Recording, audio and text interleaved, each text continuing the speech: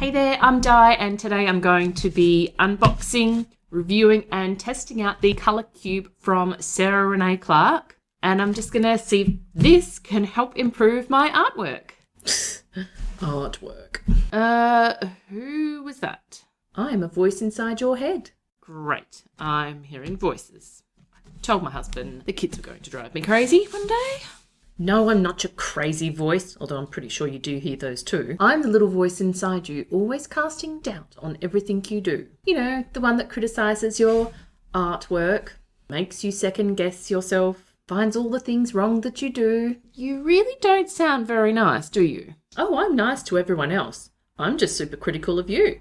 Well, that's great. Now, what do you want? What's your problem? I'm just getting started, trying to review this colour cube, and Well, that is kind of my problem. You're not an artist, you know. You probably shouldn't be reviewing this. Why don't you just leave it to the professionals? But if you had let me finish my introduction, you would know that I am trying to review this as a non-artist. You know, just your run-of-the-mill, average, home art and crafter. I know I'm not a professional, but I'm sure there's plenty of other people out there just like me. Darling, I'm pretty sure there is no one like you out there. Do you mind? That's really rude. Well, as I was trying to say before you interrupted me, I'm pretty sure there are other people out there somewhat like me who just like to experiment with arts and crafts and other creative things. So I just want to give them a go and see what I can come up with using these. Fine. I'll let you go on. For now. Thank you. Don't get too comfortable though. I'm pretty sure you'll make plenty of stuff-ups along the way for me to come and critique. Oh joy, can't wait. I'll see you then. So anyway, that's my plan. Let's get into this and have a look. Now, I haven't actually looked at these myself yet. This box has been sitting here for a couple of weeks. I've been desperate to bust into it, but I had to wait. Ooh, look at that. Love the colours already. So I ordered the set of 1, 2. How do I know which is which? How did you know packing them that people were getting the right ones? Let's start with number 1. Oh, it is one. Okay, so I've got some instructions. The purpose of these palettes is to provide inspiration and to help reduce the creative block that comes in the process of choosing colours, so you can focus on the rest of your creative process with more confidence. Now, that actually does sound really good for me. I struggle choosing colours. I'm just not good at it, and I will often wreck things with my colouring. So I'm really hoping this is going to help. You get one side that has the picture, and that's where the colours have been drawn from for inspiration. Yeah, I'm not going to go into this too much. If you want to know more about the colour cubes and the technicalities of them, go check out RENAE Clark. She's on YouTube, Instagram, Facebook. She's got a website. I'll link it all down below, and you'll be able to learn about the cubes a bit more that way.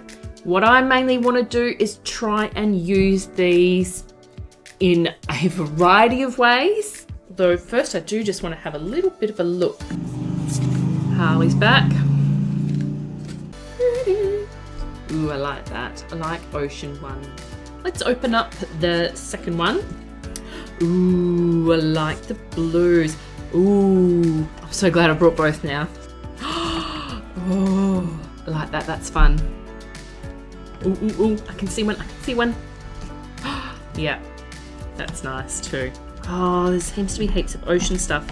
Okay. I can't stop looking at them. Ooh, lots of jellyfish. More jellyfish? More jellyfish. Like that one. So I would never think to put these colours together.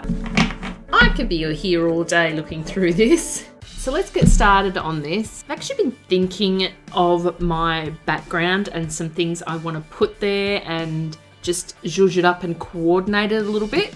So this might come in handy to do that. One of the things is this paint palette that I did a pour on. I've gone back and forth on that so many times on whether I like it. I've finally decided I don't like it. The colours just... I'm going to rip that off, give it a sandback, give it a coat of gesso, and I'm going to do a paint pour, see if these colour cubes can be used for paint pour, and do that. Something else I want to put into the background. Had this for a while. I did actually put a base coat down, and then I didn't know what colour to paint it, and I didn't want it to just be one plain colour. I kind of wanted to do a bit of a blendy thingy of different colours. So I'm going to paint this using the colour cube. So first I need to come up with a bit of a colour scheme for my background. I've plucked out a few cards that I'm most drawn to, but I need to narrow it down, and I think the colour theme I'm most drawn to at the moment are ones with purple and maybe some blues and pinks. So I'll just get rid of the ones with no purples, and I'll also get rid of any that feel too dark. This one here is really speaking to me, and seems I want this sign to be a blendy gradient. I think this colour palette is going to work the best. Now I just have to test my colour matching skills and try to get the paint looking as close to this as possible. And I think I'm not doing too bad. I do end up with way more mixed paint than I need, but hey, better than not having enough and trying to colour match a second time round. I start out by blocking in my colours all the way along the sign. I measured the length of it and divided it by 5 to get 5 even sections. I'm so glad I used this colour theme. They look beautiful together.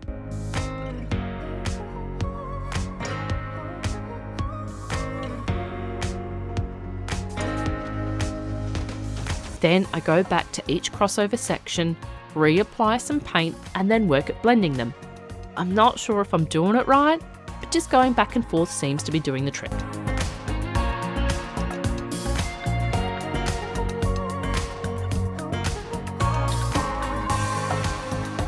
I'm pretty happy with how it turned out, but looking back now, I wish I'd done the colours on an angle to match the curves of the lettering rather than a vertical line.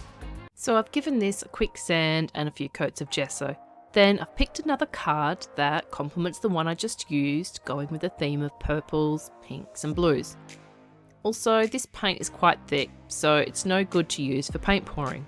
Now, I did a paint pouring video some months ago where I tested out several paint pouring kits. I'll link that video down below. And for one of the kits, I had to make my own pouring medium.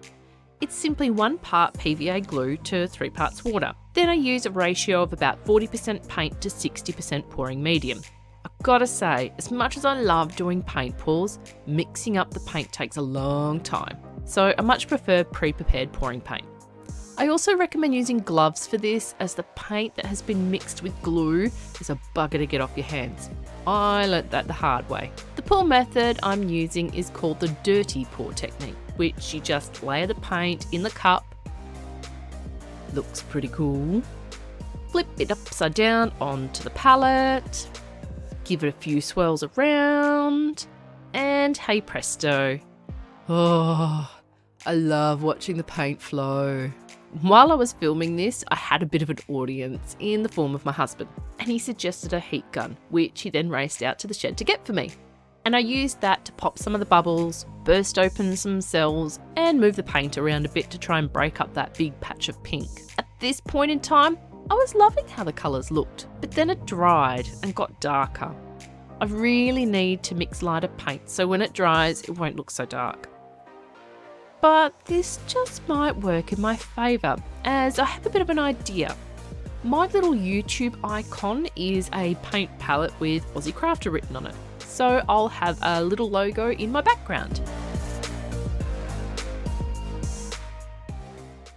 So next I just want to do some colouring using the cubes. Instead of a colouring book, I actually found this little canvas at Kmart yesterday, and I thought, actually, that's not a bad thing to paint. So yeah, let's see if I can do this using this. So with a change of pace, I'm going to go for a different colour palette, as I have no intention of hanging this in my art room.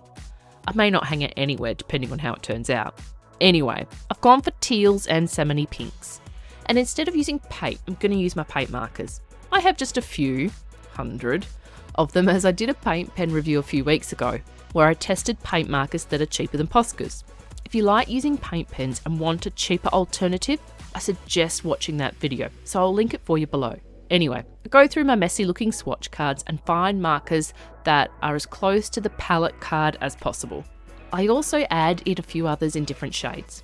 Now, I opted for paint markers as I didn't want to spend too much time on this, but then at some point I decided I didn't want the harsh black outline, so I started painting over it. But that meant it took so many more layers to completely cover the black. So instead of taking like an hour or so, I at least doubled, if not tripled, the time it took.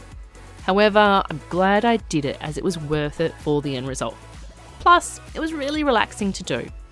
And being that I used paint pens, I could just pick this up and put it down with ease whenever I had time. Now these cubes are making the process so much easier for me. As I mentioned at the start of my video, I'm not much chop at picking colours. I don't really know what colours to use together with much confidence. I always end up making things look too matchy-matchy or boring, or it just totally clashes. So having the colours put together for me, I just pick a card, decide which order to use them in, and where I want to place them. It's really a nice feeling.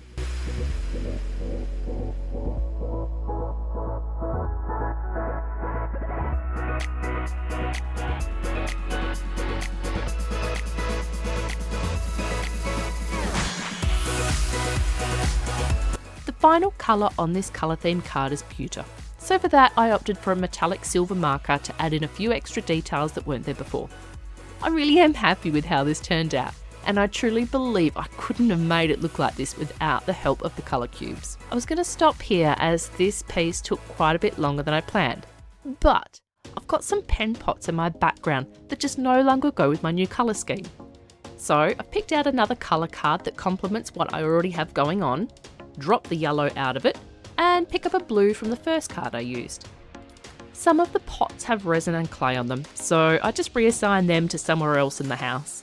But the painted ones I give a light sanding, which I probably should have sanded them more thoroughly, but oh well.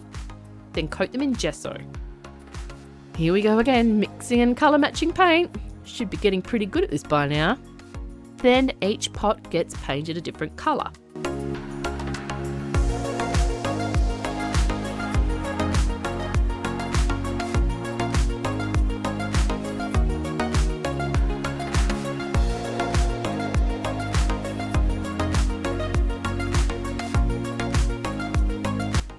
Plan to leave them as is, just this plain basic colour. But I thought that was a bit boring. So being these are used for storing art utensils like paintbrushes, I'm adding some paint drips, which the pink took about 3 to 4 coats to make opaque. So this quick little project is now taking a very long time.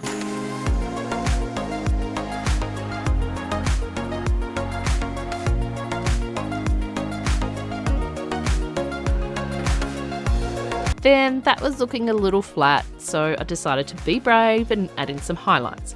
I'm not too good at highlights, so I'm sure they could have been done better, but I didn't want to get carried away blending them out and doing shading. I wanted it to look a bit cartoony, so just some simple white lines and dots I think did the trick. I think it's given them a nice lift, and I'm happy enough with how they've turned out. So here are my creations using Sarah Renee Clark's colour cubes. I painted a sign in a nice blendy gradient, coordinated and decorated some art caddies, done a paint pour, and coloured a canvas picture, all without the stress of colour selection. I think it's given my background a nice little mini makeover with a pleasing overall result. I highly recommend these cubes. They are super quality and make art fun. Plus, they look rather nice as decoration in my art room.